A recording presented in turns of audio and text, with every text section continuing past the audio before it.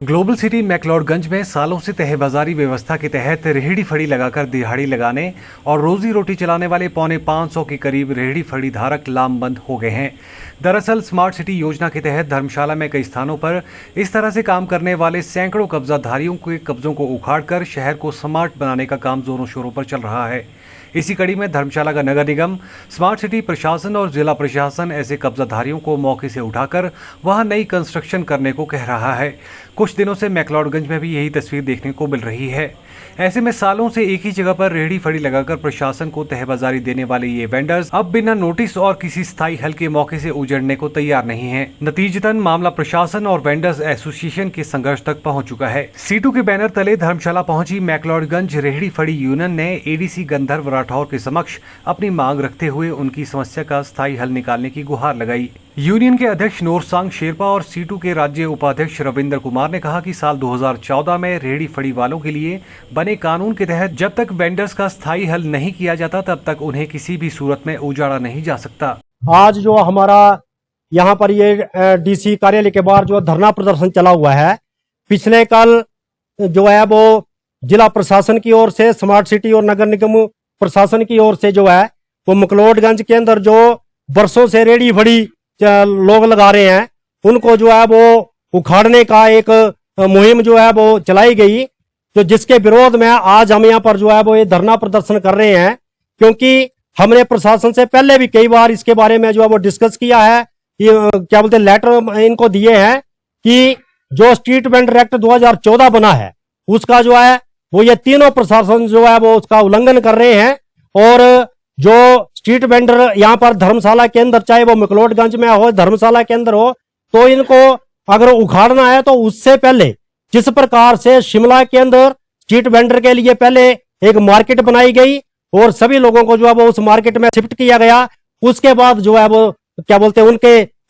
खोखों को जो है वो उखाड़ा गया, तो उसी तर्ज पर हम धर्मशाला के अंदर भी ये मांग कर रहे हैं कि पहले स्ट्रीट वेंडर एक्ट को लागू करते हुए इनको जो है वो अलग से जगह अलॉट की जाए और इनके लिए जो है वो मार्केट बनाई जाए और जितने भी रेहड़ी फड़ी के लोग यहाँ पर जो रजिस्टर्ड है उनको जो है वो वहां पर दुकानें जो है वो दी जाए। और इसके साथ साथ जो बरसों से तैब जारी इनका कटता था, बहुत सारे लोग हैं जिनका प्रशासन ने जो है वो बिना कुछ बताए जो है वो तैब जारी काटना बंद कर दिया है। तो हमारी ये भी प्रशासन से मांग है कि जिन लोगों का तैब जारी कटता था पहले से और जो अपने आप बंद कर दिया गया है, उनसे सभी से जो है वो तैब जारी लिया जाए, क्योंकि हम उसको देने के लिए तैयार हैं, हम पहले भी देते रहे हैं। लेकिन यहाँ पर जो है वो मनमर्जी चल रही है। जो धर्मशाला के अंदर जो टीवाईसी का गठन किया गया है, लेकिन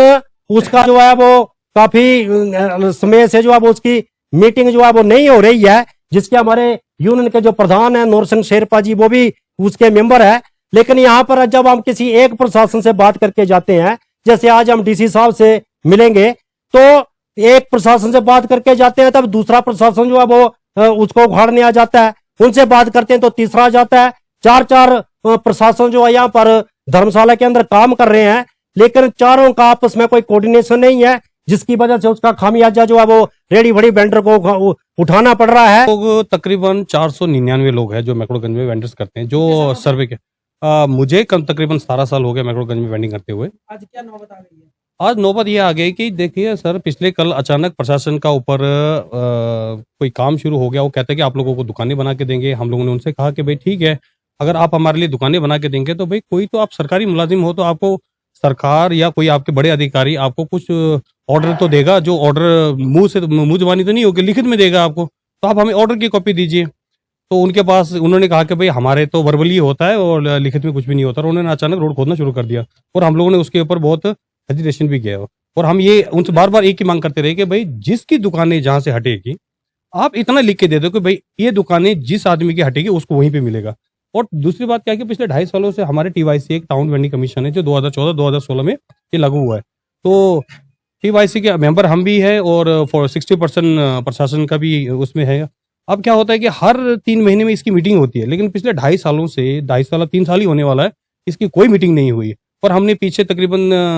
3 महीना पहले हमने एक ज्ञापन भी वहां पर सौंपा था कि भाई हमारी टीवाईसी की मीटिंग नहीं हो रही है, इसकी वजह से बहुत सारे नए वेंडिंग भी हो रहा है। और उसको भाई जब तक टीवाईसी स्ट्रॉन्ग नहीं होगा तो न्यू वेंडिंग हम कोई भी नहीं रोक पाएंगे। तो आप जब तक TYC स्ट्रॉन्ग नहीं करोगे तो ये सब रोकना बहुत मुश्किल हो जाएगा। तो हमने ये सब करके आया और कल अचानक नीचे उन्होंने खुदाई शुरू कर दी और ऊपर हमारे प्रशासन के लोग आकर सारी की सारी दुकानें तोड़ना शुरू कर दिया। तो एडीसी गंधर्व राठौर ने कहा कि जिला प्रशासन विभागों के प्रशासनिक अधिकारियों के साथ बैठक कर इस मसले का स्थायी हल ढूंढने पर जोर देगा ताकि वेंडर्स का भी काम हो जाए और स्मार्ट सिटी का कार्य भी ना रुके। स्ट्रीट वेंडर्स यूनियन के लोग आए थे, उन्होंने अपनी प्रॉब्लम से अवगत करवाया कि जो रेडी फेडी लगती है मैक्लोडगंज एरिया में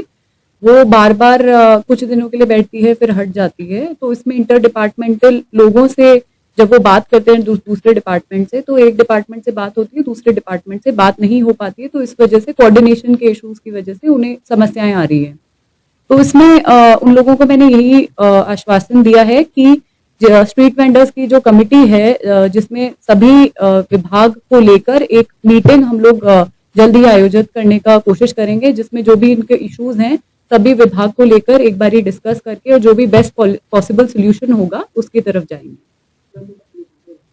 वो अभी कौन सा विभाग एग्जैक्टली उसमें कार्रवाई कर रहा है उनके साथ में एक बारी we have to take up the matter, because वो भी उनको हटाने के लिए, क्योंकि स्मार्ट सिटी का भी काम चल रहा है, तो क्या टेम्पररी अरेंजमेंट्स उन लोगों ने कर रखे हैं या दूसरे जो विभाग हैं वो उसमें क्या हाउ आर दे इंटरफेयरिंग और वो क्या इंटरवीन कर रहे हैं, उसका एक बारी सभी विभाग से हमें उसको बैठ के जल्दी within next week 10 days बैठ के एक आंकलन करना पड़ेगा कि क्या इश्यूज आ रहे हैं, तभी आगे प्रोसीड कर सकते हैं कि हटा कौन रहा है फिर बैठा कौन रहा है। इसका एक बारी प्रॉपर एक इंफॉर्मेशन लेके फिर आगे एक नेसेसरी स्टेप ले लेंगे।